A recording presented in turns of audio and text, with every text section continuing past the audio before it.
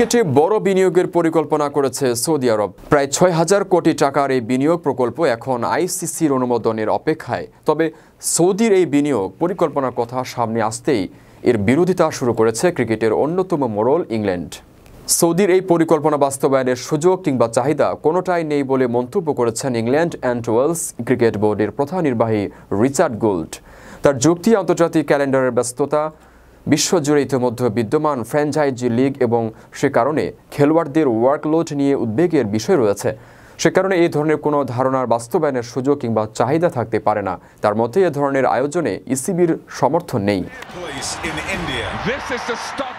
মূলত ইংল্যান্ডের franchise tournament the 100 এই সৌদি বিনিয়োগের বিরূপ প্রতিক্রিয়া পড়তে পারে এই ভাবনা থেকে এর বিরোধিতা করেছেন ইংল্যান্ড ক্রিকেট কর্তা।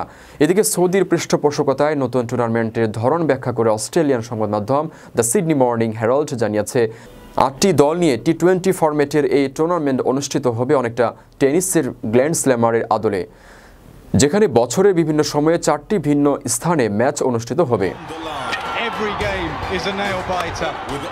আপনার স্বপ্নগুলো আকাশ ছুবে প্রবাসীর হেলিকপ্টারের মাধ্যমে। বিয়ে, জন্মদিন অথবা যে কোনো বিশেষ প্রয়োজনে হেলিকপ্টার ভাড়া করতে যোগাযোগ করুন স্ক্রিনে দেয়া নাম্বারে। প্রবাসীর হেলিকপ্টার, নিরাপদ ও সাশ্রয়ী বাহনের বিশ্বস্ত নাম।